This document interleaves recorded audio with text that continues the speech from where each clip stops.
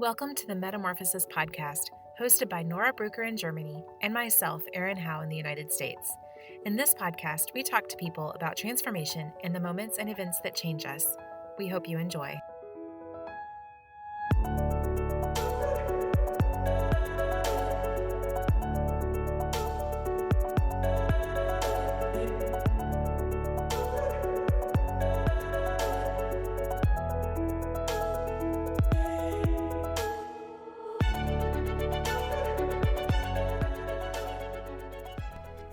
A quick disclaimer before we start.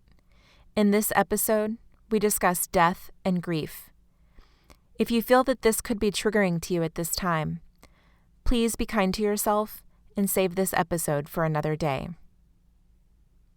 Our guest today is Dr. Ashley Wellman. Ashley takes us on her journey through building her dream life just to have it all come crashing down without warning, and how through her grief, she has been able to recreate herself and create something beautiful along the way with a good support system, her beautiful daughter, and her friend Fresno, whom you will meet later in the episode. As any PhD will tell you, there's one career success path, and that is getting a tenure track job at an institution or university.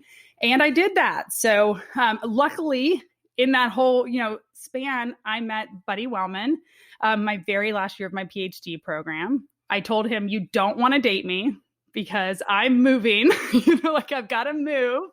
And 2 weeks in, he's like, I'll move with you. So that kind of started my career path to be a professor of criminology. So he knew immediately on our first date that he wanted, a future with me. He called his mom and said, this is the girl I'm going to marry. And she laughed and she said, well, you don't have much else going on. So, you may as well. And he was just such a charmer and so sweet. It took me a little longer, a whole 5 weeks before I realized this guy was different. But yeah, that was kind of the start. He became my partner from the very end of my PhD career, all the way through my success as an academic. So at this point, you have the job that you wanted to be doing. You've got the husband that you may have never dreamed of, and life was good, right? It was amazing. It was amazing. So we started actually at a small military university. And I think the greatest thing about our marriage is that he was 10 years older than me. And so there was such a selflessness about him of saying, I've done my dream job. He left his dream job to kind of pursue life with me. And he said, I've done my dream. To say that you've been able to accomplish that is a big deal in life.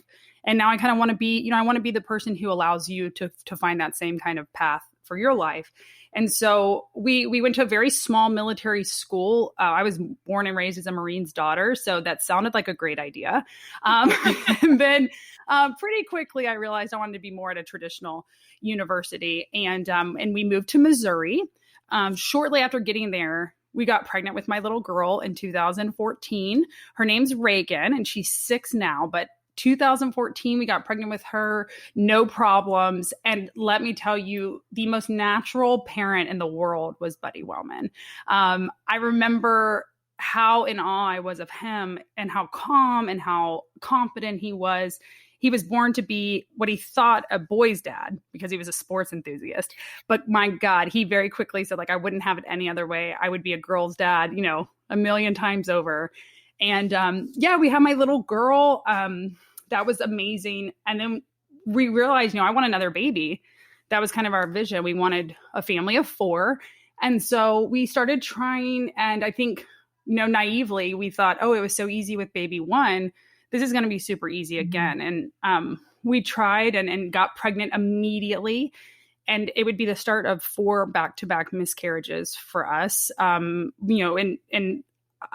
was so weird is that the first miscarriage in my head, I tried to rationalize it that, 1 in 4 women, 1 in 3 women has a miscarriage. It is what it is. It's my kind of, my coin into the jar of, statistics. But then with, miscarriage 2 and having to have a DNC, and then miscarriage 3, and by miscarriage 4, having another DNC, it was just, there was so much anger and hurt and brokenness, I think, in that moment of, betrayal and shame and all the things that come with miscarriages, because people don't talk about it. And Buddy, knew why, but one of the realities for him was that I wasn't the same woman that I had been prior to the miscarriages. There was a lot of sadness and a lot of kind of disconnect because, I was going to be a mom again. And then when I wasn't, like, even bonding with Reagan was really difficult for a while. There was some, unfair resentment and frustrations between Buddy and I, and he was so patient through all of it. And he said, Ash, the ultimate goal of life is happiness, and you're not happy. You're not happy in your current job. And he's like, we should take an adventure and get a change of scenery, a change of pace. And maybe if we found a place where your stress was lower, where you felt, you belonged, we might be able to, try again, that would be something that we would do. So it was on me. I was the one whose career dictated where we went. So I immediately got on the job market, which is hell on earth for an academic. So I get on the job market, and I immediately met two amazing people who said, hey, Ash, I know you're a tenured associate professor. I had done very well in my career as an academic. And they said, but we have an instructor position, which is a much lower position. It's an amazing position, but it's much lower. And they said, if you risked it and gave up tenure and came to us, you would, we'll set you back on this, you'll get back on this career path towards tenure. And, our place is so amazing and these kinds of things. So it sounded great. That was my pursuit, happiness. At the same time, I had another offer where I would, transition over as an associate professor, but it was another small town. And I did a lot of soul searching to say, is it the title that matters to me most? Or is it kind of the long-term journey and the fact that my husband and my daughter will have access to a big city, culture, more jobs, they had sacrificed for me already. So that's kind of how we found ourselves in Texas. That's what brought me to Texas. So you had just gotten to Texas in 2018 and you were looking to start this new job and you're ready to go. Oh my gosh, I was beyond ready to go. I had made sure that my classes were ready. I had re-prepped everything, and other professors know what a nightmare that is. I wanted to make sure at this institution that I was so proud to be at, that, I started kind of with a bang. And this was my niche. Being a professor was my thing. And so I wanted to make sure that I came in and did a really good job, especially because I had such a strong connection to some of my colleagues. And I really felt like I was joining a family. So I didn't want to disappoint them. So as I'm getting ready for school, Buddy had actually stayed behind in Missouri for quite a while, a couple months, because he was finishing his job for us. And then he moved back to us at the end of July. Our little family was back intact. About 2 weeks later, it was the day before school started, my first day of my career, and I was ready to go. And he was watching golf, and I said, "Oh gosh, do we have to watch golf all day?" Right? Not my thing. And he was like, "You don't, you should go up and take a nap." And so I said, "All right." So, I run upstairs, and I will not turn down a nap. I love to nap. And I get upstairs, and I'm getting in bed, and I hear glass break downstairs. And I called down, what was that? What was that? And no one answers. So finally I was like, "Buddy, what was that?" No answer. And I knew something was wrong. So I run down the stairs. We're in this tiny, tiny condo. It was a 2-story condo. Run down the stairs, and then I see him, and he's lying in the middle of the hallway. The condo is so small, and I can see his body half in and half out of the bathroom. And I run and I just grab him, and he's sweaty and cold, and I did not know what was happening. It looked like he was kind of seizing. So I panic and I run upstairs and get my cell phone. I call 911, and I'm just screaming. I don't do well in crisis mode. And I was just a mess. And the 911, operator was like, "You need to calm down. Tell me what, is wrong." And I'm going, "I don't know what's wrong. I wouldn't be this upset if I knew what was wrong." And in the meantime, my 4-year-old has come around the corner, and she's screaming like, "Please save my daddy. Please save my daddy. Daddy, wake up," and I couldn't tell what was happening because he would breathe and then stop breathing and then gasp for air and stop breathing. And so, for the longest time, I was like, should I have been doing CPR? Because they'd ask, "Was he breathing?" And I said, "I don't know, And so it feels like 30 minutes is going by, but probably 4 or 5 minutes before I hear ambulances and fire trucks come, they pass our condo. And so I'm wearing like a sweatshirt and I don't even remember if I had pants on. And I just like ran out of our house and chased down this ambulance, and they back up and they come to us. And, they're telling me, get everybody out of the house. We've got him. And at this time he had a heartbeat. And so they said, he's going to be okay. He has a heartbeat. That's a good thing. And so, I went outside with my daughter and I tried to calm down and tell her, okay, look, we're going to get him to the doctor. It's going to be okay. He has a heartbeat. The doctors are going to help him. And in my head, I'm like, I'm really going to think about what expletive I want to use with him, when he wakes up, like you son of a bitch for scaring me so bad, because he was our world, and there was just no thought in my mind at 34 years old and he's 44 that anything bad could really happen. We're invincible. And then another ambulance and fire truck come simultaneously, and these guys run in, and I keep screaming, like, does he have a heartbeat? Does he have a heartbeat? And no one's answering me. And finally I grab one of the guys and I'm like, does he have a fucking heartbeat? Yes or no? And the man said, no, he doesn't. And I went, oh my God. And I think that was the first time in the chaos I thought, like, this might not end the way I think it's going to end. And so I didn't know anybody at that time except a couple of my colleagues. So God bless, I had called up and down that list over and over and over again, just dialing. And luckily one of my colleagues had come and gotten my daughter. And I remember hugging him and saying, I think he's going to die. I think he's going to die. And he's like, no, he's not. No, he's not. I got Reagan. And he left. And then another colleague was like, I'm in Dallas, but I can rush back. I'll be there ASAP. And she ended up meeting me in the ER because I followed, the ambulance to the ER. They let me in for some reason. So I watched for 60 minutes as they tried to resuscitate him and bring him back. And it was bizarre how I switched from like chaotic, not able to handle the madness in the condo to, by the time I got to the emergency room, I was in full blown cheerleader mode, like, listen, you're young, your girls need you. You're going to make it through this. You're healthy, wake up. We've got you. And I remember they got him back like 4 times. And each time I was like, oh my God, this is it. Like, okay, we did it. Well, towards the end, it was a nightmare, and like a couple of the big nurses who were doing CPR were crying, and there was a bunch of screaming of like, can't we do this? Can't we do that? And you could tell these nurses wanted his life so badly, because they heard what I was saying, like, we have a little girl, we need you. And eventually the doctor said, enough, stop. And it shocked me because I was in this, survival mode where he's going to live. And she said, stop. If he comes back, he's going to be brain dead, and it's enough. And as soon as she said that, I could flash back to conversations we had had where he said, don't ever let me be like that, please. And I said, stop. And it was in that, like, as I said, stop, it's like my whole world simultaneously crashed down around me. What do you remember from those initial moments after Buddy's death? It was nuts. I remember all I screamed out was like, I literally think I said, what the fuck happened? What is happening? And like they and the person who was with me, like, she held me. And I remember I said, like, I was just sitting on this bed where he still had all the tubes and everything else in him. And he looked horrible because of what they had, done. So I didn't know CPR was so violent. And so, like, I'm up there and I just grabbed his face and I'm just kissing him. And I'm like, I'm so sorry. I'm so sorry. I'm so sorry. And then they said, okay, like, we need to clean him up.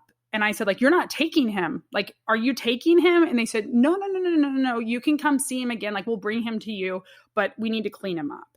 And I remember like looking at them like, you do not, he's not going away. Right. Like, I get to see him again. And it was this fear of like, I have to see him again.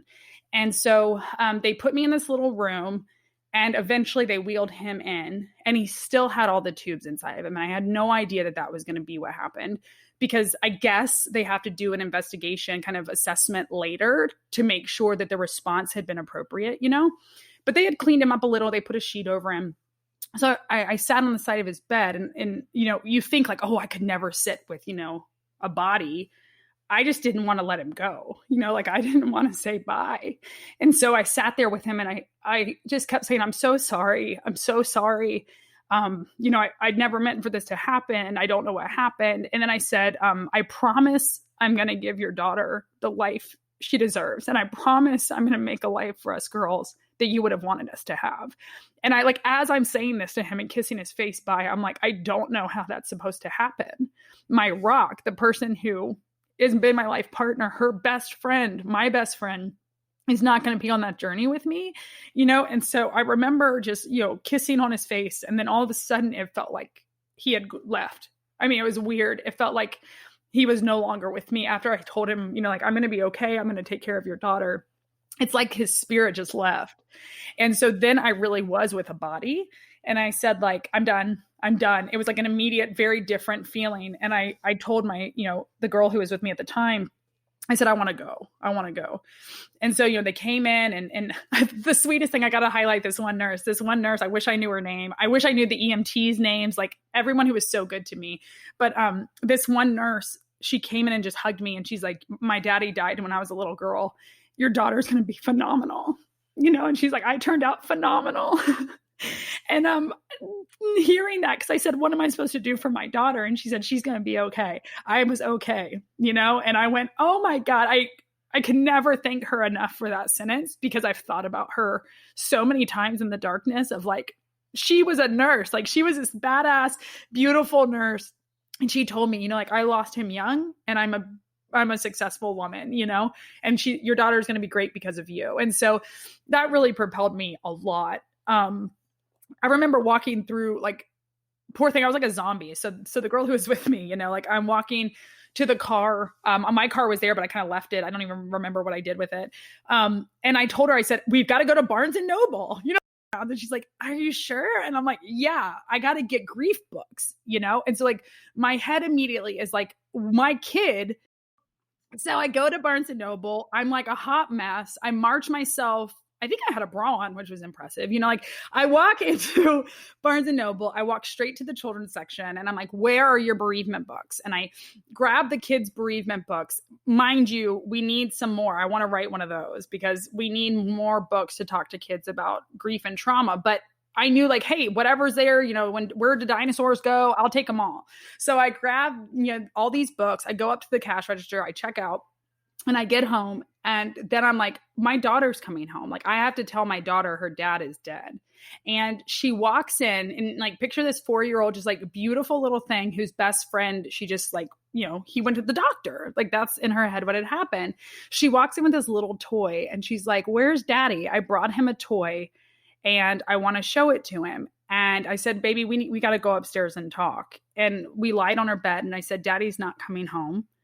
He died. I knew from my own research, children get it and they have to be told for real. He's not on vacation. He's not in the sky. He's not, no, I told her he's dead. He died. And, she's like, no, like the whale. I mean, the whale was probably one of the biggest PTSD replays in my head of just this constant no, like my daddy, just this wailing. And, and eventually when she stopped, I talked to her about, like his heart didn't make it and his body just shut down and now his spirit's, going to be with us and those kinds of things. But in the moment, it's weird, the conversations that would come later with her. So what did those days after you lost Buddy look like as far as it was the day before you were supposed to start your job? Like how do you do that? Well, I don't is the key, which was a huge blessing. Again, why was I taken to Texas? I think I got the reaction I needed and I didn't know I needed, immediately. Didn't remain like that, but it started with, I said this literally the day he died. I was like, okay, well, I go back to work tomorrow and I'm going to show up on the following Monday for classes. And I'm going to tell them what happened. I'm going to tell them that I have to go away for the funeral and, I'm going to be there. And then one of my colleagues was like, yeah, we're not doing that. Like, you're not like, hi guys, good morning. My husband just died. And you're like, not probably the best start to a freshman's, college experience. So thankfully, I actually had a colleague who still remains probably the dearest human in my life, in my immediate circle right now. He advocated that I get a bereavement leave, and so they had to get creative. I didn't have any sick leave. So literally, again, divinely placed, because I don't think any other institution would have treated me that way. So forever, no matter what else transpires, I'm forever grateful for this moment. They said, you're going to get the semester as a kind of a bereavement leave, and we'll just give you some other title, and it is what it is. So I went up to school, like that week, and I typed up 14 pages of, like on day one, week one, here's all my stuff. I gave them a whole outline. So whoever was taking over my class, could have it.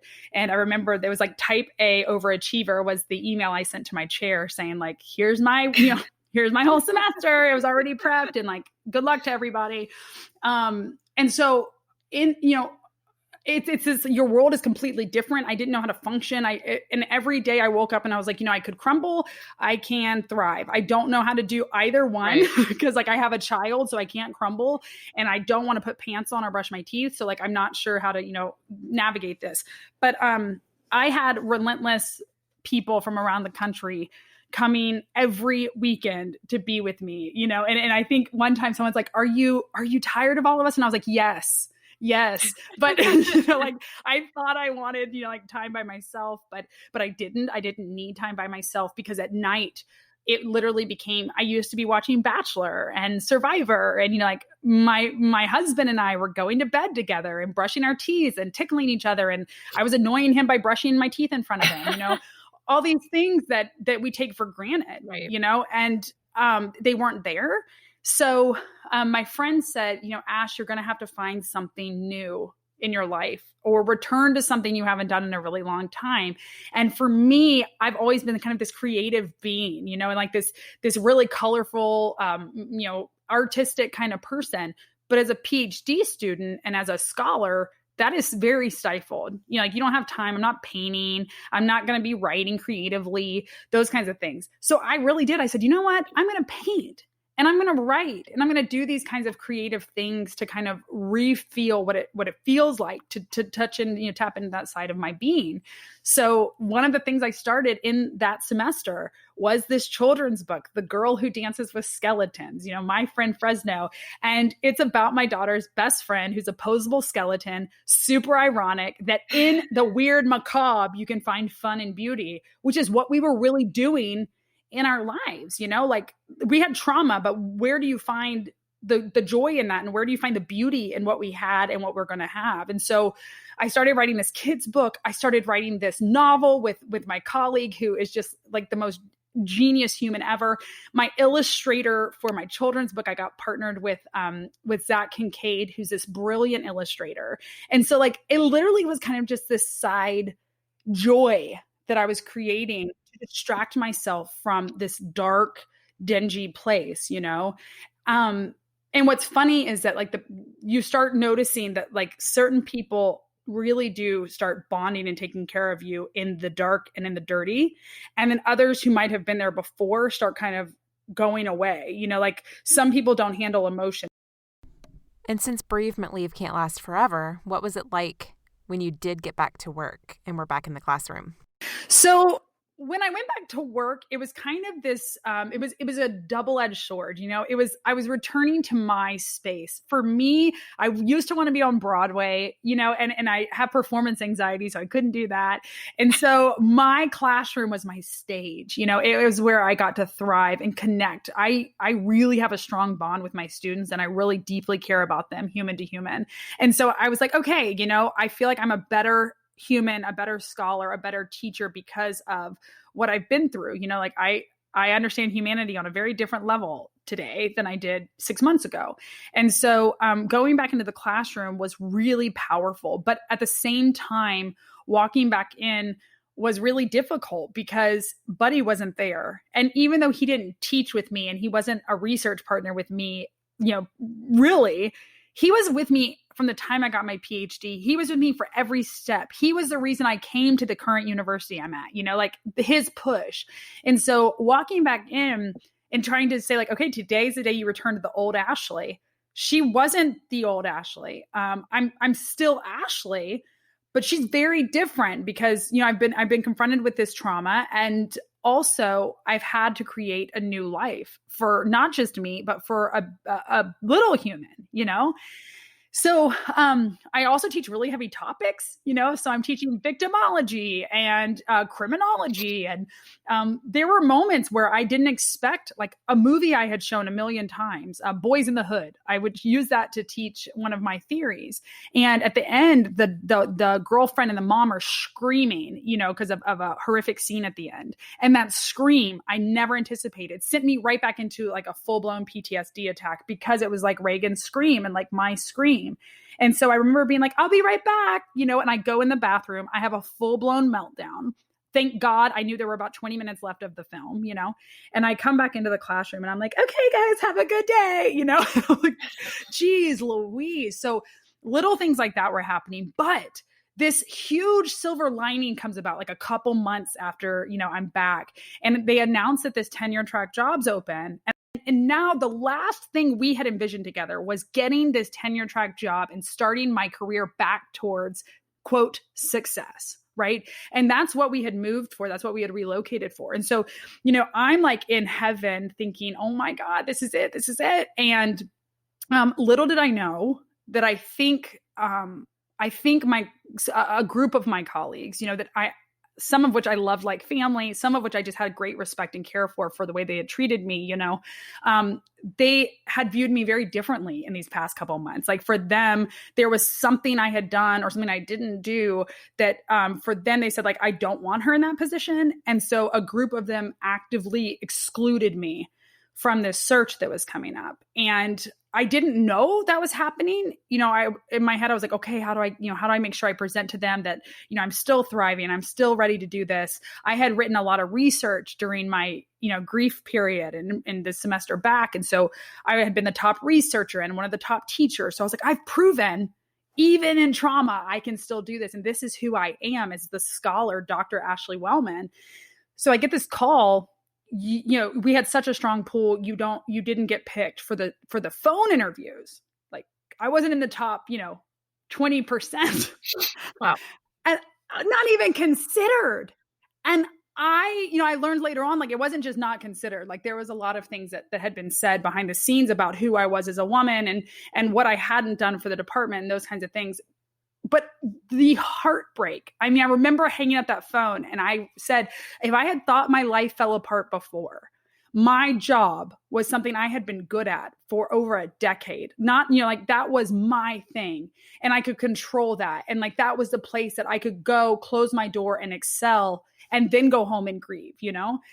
And so when I didn't get considered for that job, there was the personal feelings of like betrayal of there should have been conversations. I wish there had been conversations. I know I was not perfect. I know I did not grieve in a perfect manner. You know, I know that I didn't necessarily come back and I wasn't, quote, the perfect colleague, but I never intended to do anything other than be a collaborator with those people. You know what I mean? That if I didn't love them like family, I sure as heck respected and cared about them, you know?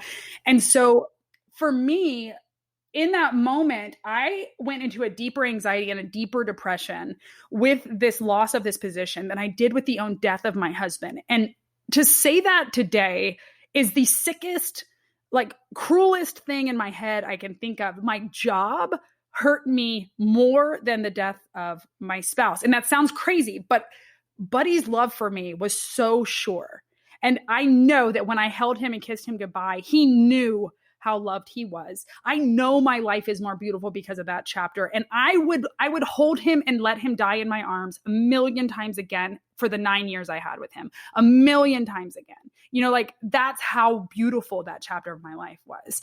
This was like the end of something I had sacrificed so much for. And it was like for nothing. You're like for nothing.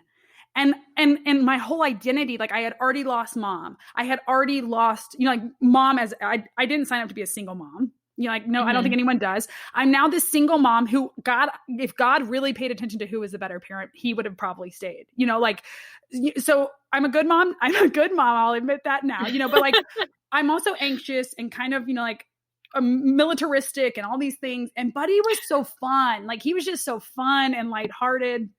And so, I had lost the identity I had as a mother. And now I was kind of this new mother. And again, I had already lost mother with the miscarriages, the way I looked at myself as a mom. I had also lost the best role of my life, which was wife to somebody, and to him, because I was born to be a partner. And with that comes the beauty of a child and a family and those kinds of things. Now I had nothing. Like, I literally remember going like, okay, so the last title that I knew I could achieve and I was good at just got stripped away from me. And there was like this kind of like humor behind it that like, I had left this tenure track job and I had really like screwed myself over. And like, now where is she going to go? Like, that was kind of the sentiment at school, with certain people, like she can't go anywhere because she's given up her whole career. So she's kind of stuck. I felt more than stuck. I felt like 10 feet under the ground, And so I went into a really dark place. And that's not like me. Normally I view the joy in every situation and like, what's the silver lining? And even with Buddy's death, I tried to wake up every day and say like, you're lucky you had him. Like he expects you to get up. He expects you to make that baby smile. Like, let's do it, And like, yes, I might have a mental breakdown when I put her to bed, but like every day it was this chant of like, you're going to do it today, and be joyful and those kinds of things. And so with this loss, it felt like a loss of a career, not a position, a career. And again, like in our society, that is so much of who you are and what you are. And I'm a single mom. I'm trying to provide for my baby. And this is my bread and butter. But now it's laced with like so much heartbreak and hurt. And I didn't think I had the legs underneath of me to deal with more trauma, I hadn't probably really recovered from the miscarriages, and I surely hadn't recovered from the death of my husband. And now here I am, like the death of my career. And so it took, one of my colleagues from the start was they're saying like, Ash, you're so much more than this. You're a creator. You're an artist. He's the one who had encouraged me to write. And he was the one that now was writing with me. And then I had developed this cute little like research pod, and we were doing like slasher film research and all this. So that group is now like my Corona commune, and we're a family. So I do have phenomenal colleagues, but it was like, I couldn't get past the group that had hurt me, and I couldn't get past the loss of this career, And so I had to very much reach out and ask for, help. And I got into therapy and those kinds of things. And I told her, I said, I feel valueless. I feel worthless. And I feel like my identity, I don't know who I am anymore. And it was kind of this push of like, what do you want? Like, what do you want? And I said, like, I would like a chance to rewrite my story. I'd like a chance to rewrite my life because it is not any longer what I had signed up for, and this isn't the career I was good at. This isn't the life, that we built. And so without having like a new chapter put into place, I felt like I was really struggling. And, so I started thinking like, what really am I? What really is my value? What really is my worth? And I'm like, I'll tell you, I'm nothing if I'm not happy and healthy, because my daughter would come in and I'd be sobbing in my room, and she's like, is it work? And I'm like, yeah, how sad is that? Yes, it is. With everything else going on in our lives. Yes, it's work again, And so in that, as I would say that, I'd be like, this is wrong. This is wrong. And I need to find a way to bring joy back into my life. And that career will not and cannot define me. And so, my colleague was like, well, then pick, like, what do you want? And I said, don't you think I could be a writer? Like, I do write. I just don't write creatively, except for the projects we're working on. And, I started saying like, what if I marched down to the courthouse and I opened a small business and I said, I think I want to be a quote, indie author, because that's really sexy. And, self-published author doesn't sound as sexy, but I'm like, what if I'm an indie author and publish my own children's book with Zach, my illustrator, and with Reagan? She's the main character in this children's story. And what's weird is that when I write, it's like my life becomes kind of this movie montage and I see colors and it's really weird. Unless you're an artist, you probably don't understand. But like, I transport into a different space as an artist.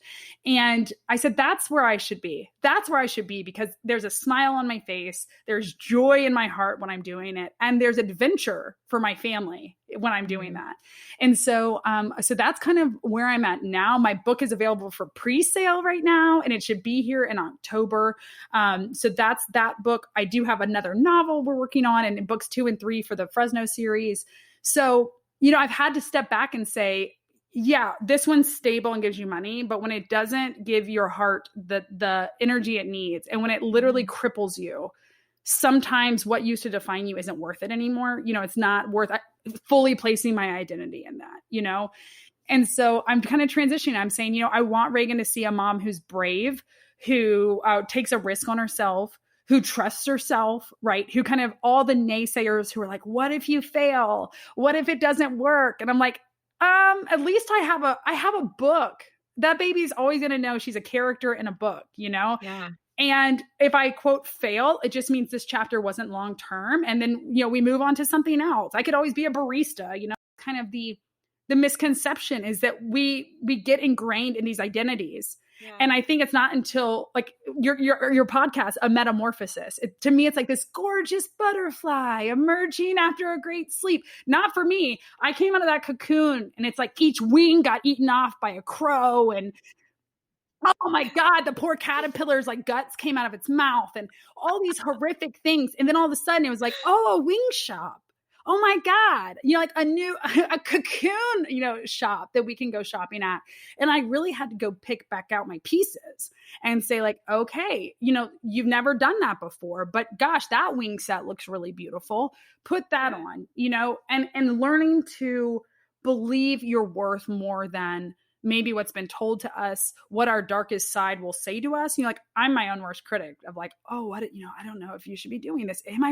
Is that writing that good? I remember seeing my illustrators drawings. I mean, it is like an art book because Zach Kincaid is he's a genius.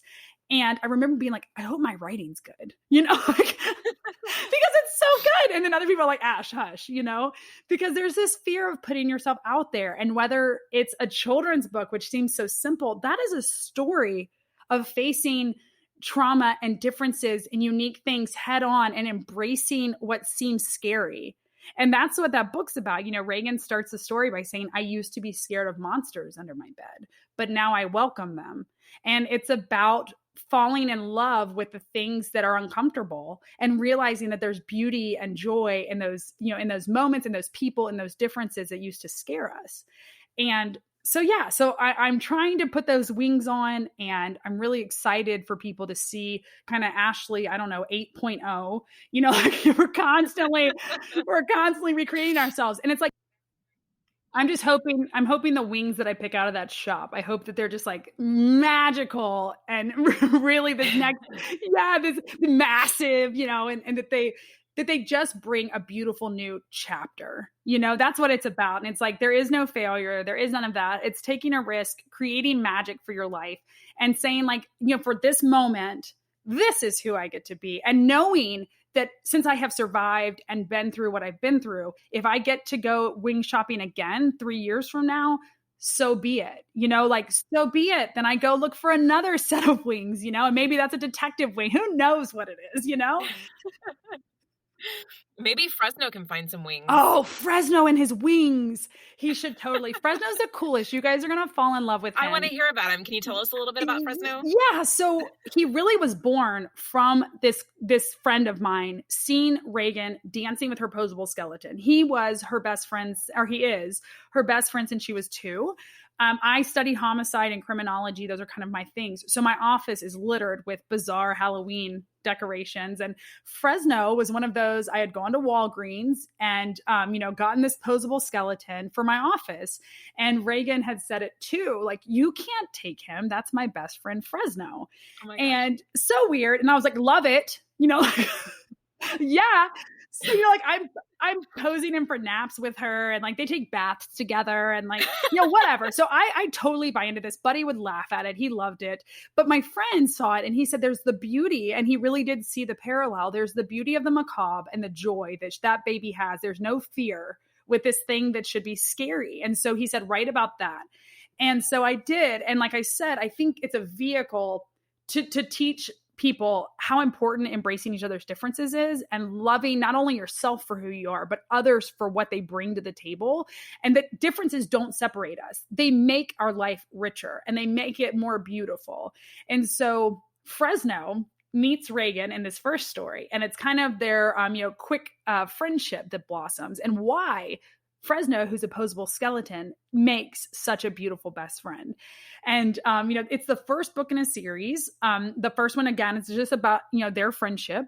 But then we're going into things like, what happens when you don't feel like you have a certain characteristic, like finding your heart. That's book 2, finding your heart. And Fresno's had it all along, and it's kind of that journey. And Fresno's first Christmas. And it's just kind of this wacky adventure into this whimsical world that is full of inclusion. It's full of hope and kind of the beauty of love, even when it looks a little bit different than what you've been told. That's beautiful. I can't wait. I'm so excited. Jump on now. You can order it. I'm giving a discount for pre-order. So it's going to be fun. Join the world of Fresno. Where do we find you? You can find actually our shop and follow that adventure at www.myfriendfresno.com. We're also capturing our adventures on @myfriendfresno on all of the social media platforms. And then if people are interested in me, which, is the least of all interesting, they can go to www.ashleywellman.com and get a little snapshot of Dr. Ashley Wellman and Ashley Wellman, the author. Thank you, Ashley, for sharing your story with us. No one expects to find themselves a widow at age 34. I very much admire your grace and humor in finding yourself in this new role. I look forward to meeting Fresno very soon, and I wish you, Reagan, and Fresno all the very best. The Metamorphosis Podcast is produced by Nora Brucker in Germany and me, Erin Howe, in the United States. Thank you to all of our supporters, and of course a huge thank you to our guests who are telling us their stories from around the globe about change and life-changing moments. For more information about each episode, check out officialmetamorphosispodcast.com and follow us on Instagram at Official Metamorphosis Podcast for an exclusive look behind the scenes and our guests. We are happy for you to leave your thoughts on each episode, and we are very much looking forward to hearing from you. This is the Metamorphosis Podcast with Nora and Erin.